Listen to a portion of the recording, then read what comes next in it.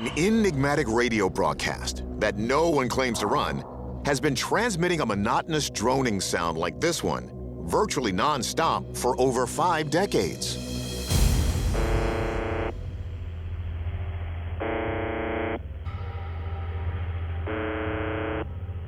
The buzzing is occasionally interrupted by a voice speaking Russian.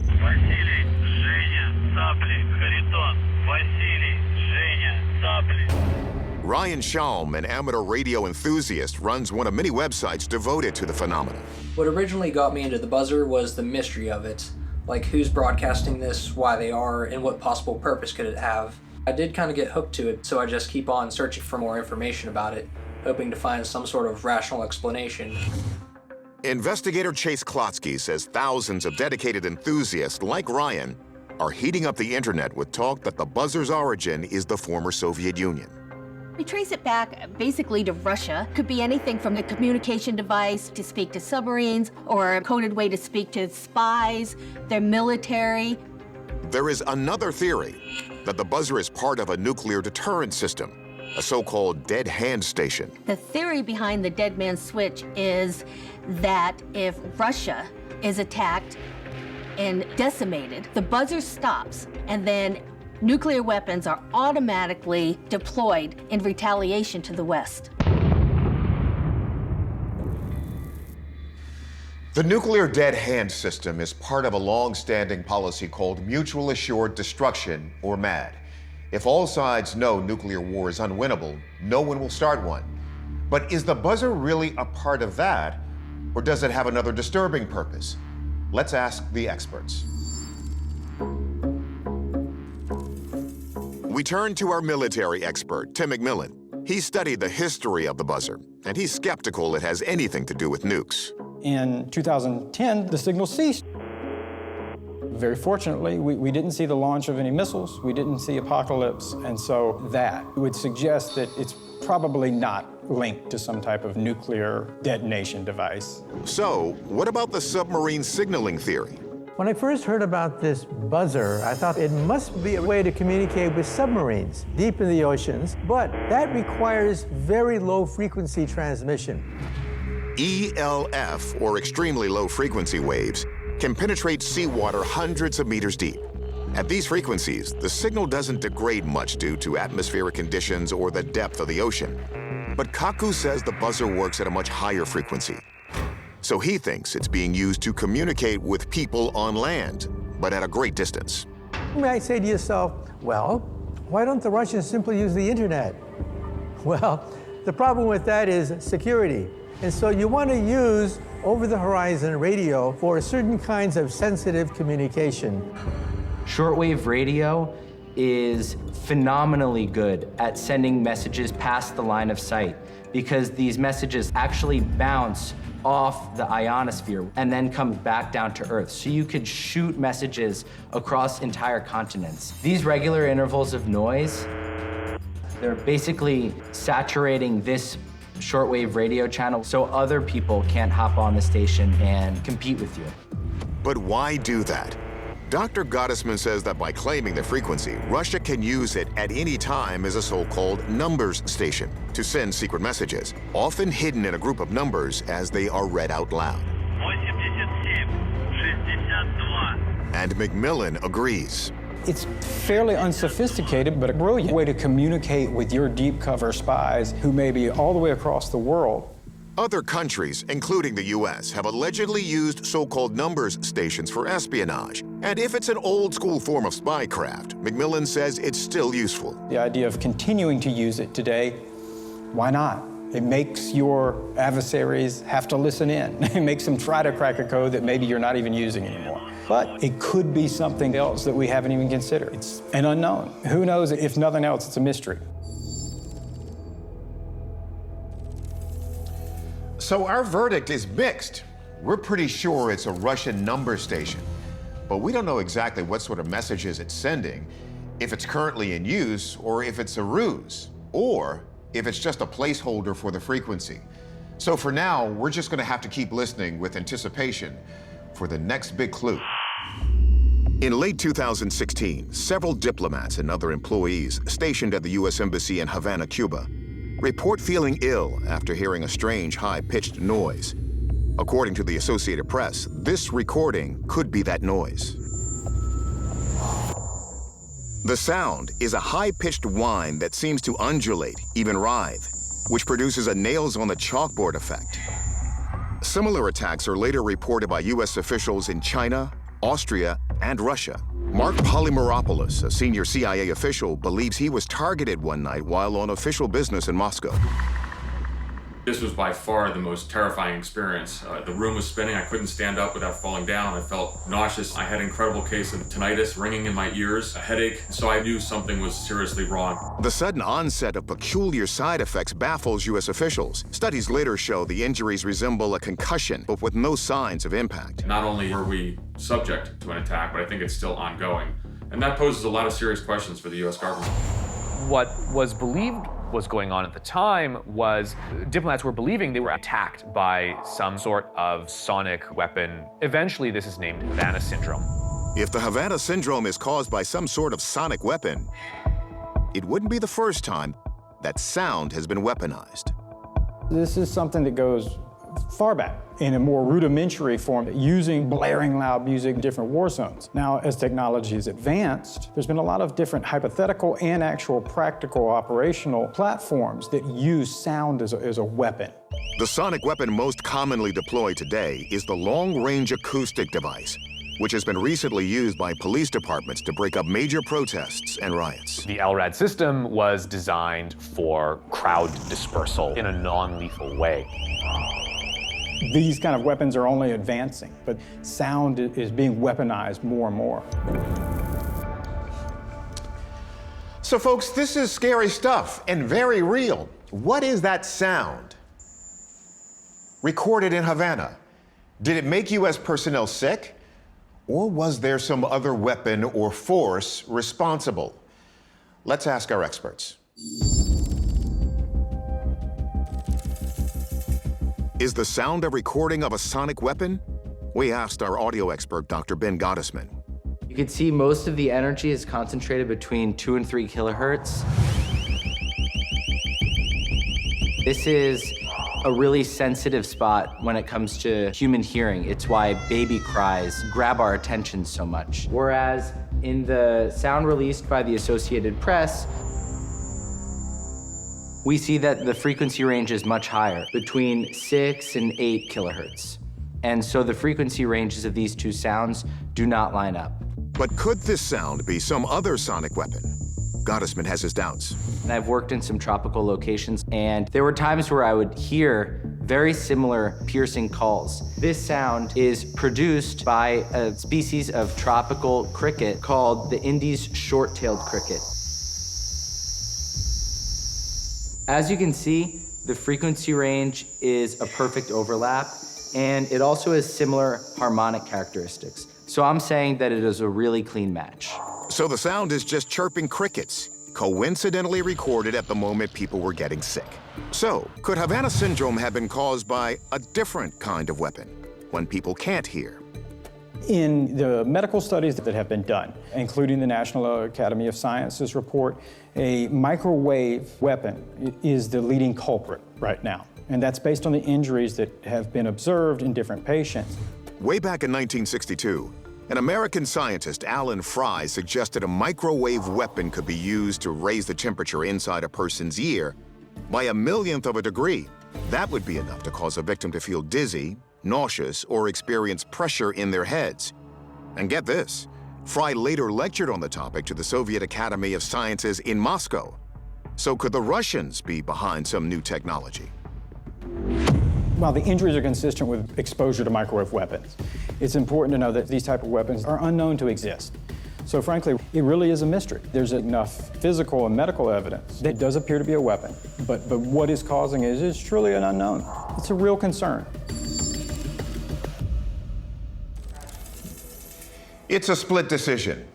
Our verdict? The sound that was alleged to have caused the Havana syndrome is an Indies short-tailed cricket, coincidentally making that noise at the same time as the attack. But Havana syndrome itself is still an unexplained phenomenon. More than 130 U.S. officials have now been stricken. Recent incidents have even involved White House officials in our own nation's capital. It's March 2021, shortly before 5 p.m. Residents from all over San Diego County report hearing a mysterious sound that literally rattles the entire community. Let's look at that again. The security cam footage shows a tranquil view outside the front door of a San Diego residence, rocked by what sounds like a loud snap, almost like a huge racket has just smacked a giant tennis ball. The reverberations are so strong that they set off a nearby car alarm. Investigative journalist MJ Benayes says Skyquake events have been documented for centuries. We have a lot of worldwide accounts of people hearing these strange, loud explosion sounds that just come out of nowhere throughout history and around the world. There are accounts in the Bible of individuals hearing sort of the booming sounds of God. In the mythology of the Iroquois, if the creator spirit was upset, it would sort of emote via a large boom sound throughout the area. Of course, some mystery booms have quirkier explanations. In December 2020, residents of one New Jersey town were experiencing what they thought were skyquakes pretty frequently. The booms were so big that their houses were shaking. The thunder spirit in this case was construction worker Rob Bukowski, who says he made this cannon from scratch using scrap metal. 3, 2, 1. Holy People were calling and saying bombs were getting dropped, but aliens were invading. Like, they didn't know what it was, so they put it on the news. So I called. I said, hey, man, I think this is me. Benayes reminds us that the Bukowski cannon, like its inventor, is a rarity. That doesn't erase the countless boom phenomena that have occurred that seemingly have no explanation.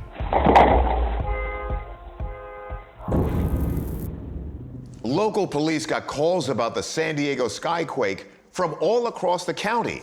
Adding to the mystery, seismic activity sensors didn't pick up anything at that time and location. So it's time to put our sound expert to work. This boom was around half a second in length, with most of the acoustic energy below 1 kilohertz. Acoustic ecologist Dr. Ben Gottesman says that most of the booms people hear are the result of human activity. So first, he looks at the possibility that it could have been tannerite, the explosive used in the growing trend of gender reveal parties. First, as we see here, the frequency spectrum doesn't match. Also, this San Diego Skyquake was heard across the county. This tannerite explosion doesn't have a radius beyond a few miles. And so we can rule out this sort of human-made explosive. Next, Gottesman wonders if this could be Mother Nature at play. Here we have a thunderclap. Similar to the San Diego Skyquake, the majority of the energy is below 1 kilohertz. Unlike the San Diego Skyquake, the sound lasts upwards of 10 seconds, whereas the San Diego Skyquake was around half a second. So to me, that doesn't really line up. What about a sonic boom from a supersonic plane? Gottesman says it's possible. So here we have an explosion that lasts a little bit less than a second. And that's similar to what we see with the San Diego Skyquake. But our aviation expert, Tim McMillan, thinks that's unlikely. What we heard in that video, there's nobody owning up to it. There are also regulations in place to where militaries can and can't travel excess the speed of sound to make sonic booms, for the very reason, disturbing the peace. X out explosives, thunder, and sonic booms. Where does it leave us? The best conclusion we can come up to is they're a mystery. So, as we've seen, many skyquakes can be explained. But the San Diego Skyquake is not one of them. It remains unsolved by local officials and the world of sound science. Our verdict? This is an unexplained phenomenon. In September 2017, in the city of Albacete, Spain, Noel Riggs, a Canadian man who runs an English language academy in the city, is sound asleep at 6:30 a.m. Suddenly, he's jolted wide awake by a loud noise.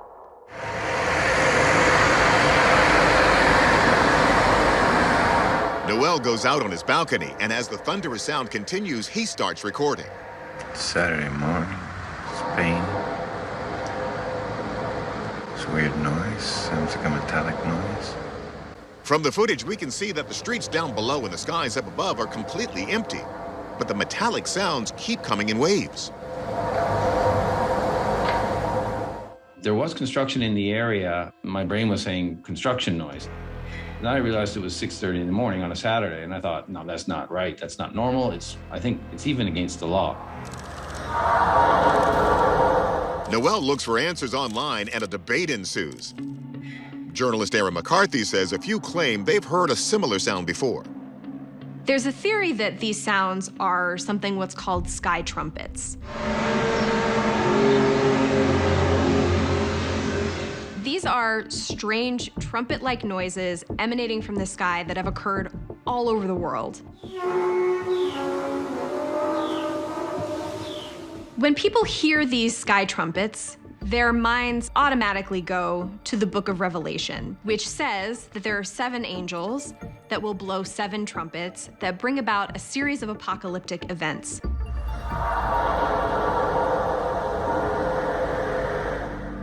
The Bible says the Israelites heard very loud trumpet blasts that caused them to tremble when God was giving Moses the 10 Commandments on Mount Sinai.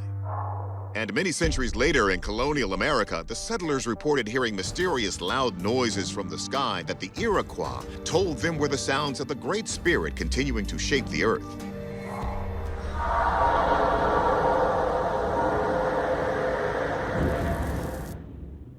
Several other physical explanations have been proposed for sky trumpets, everything from tectonic plates grinding to tidal waves. But since this event takes place in an urban setting, that might offer some clues to its source. Let's sound off with our experts. Since Noel had mentioned construction in the area, physicist Matthew Shadagas runs a Fourier transform analysis to see if that could be the cause. A Fourier transform is a mathematical tool to take waves to determine what frequencies are in that sound. Typically, heavy machinery has some frequencies that occur at 500, 700, 1,000 hertz. The frequencies do appear to match.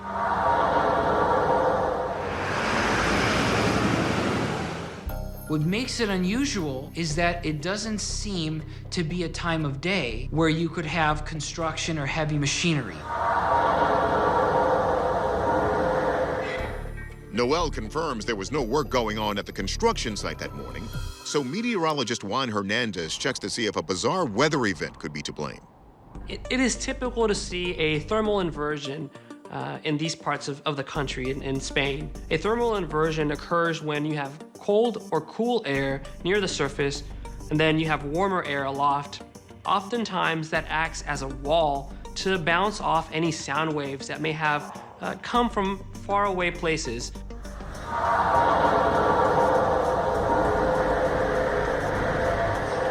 This means a sound dozens of miles away could deflect off the clouds at an angle. If that's what's happening, sound ecologist Dr. Ben Gottesman thinks it could come from, get this, a shipyard 100 miles away. So here we can hear a few things. The motors of different vehicles, maybe as they're moving things to and fro at this shipyard. But these impulsive sounds are not similar to the more droned out metallic sounds that we were hearing in the Spanish metal noise.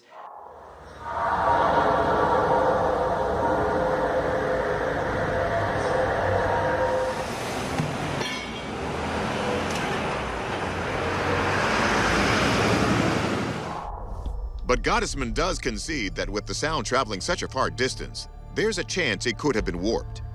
As it's bouncing and traveling farther than normal, its frequency response can change because certain frequencies are able to reflect better than others. And that can lead to what was a very common sounding sound turning much more bizarre and strange because its frequency response is altered. Yet Shadagas has still one more sneaking suspicion.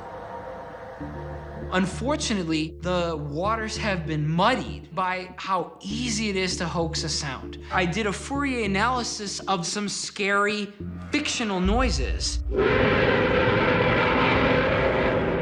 While this sound effect, which is almost identical to the one used for the smoke monster in the TV show Lost, is suspiciously similar, it's not an exact match.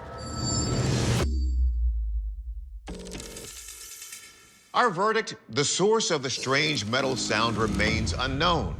Yes, there's a chance it could have traveled from a far distance and been altered due to a temperature inversion layer. It's also possible the video was staged and the audio was added later. But Noel's an English teacher, not a known prankster, and he's always stuck by his story. As with many things, this one comes down to whom you choose to believe.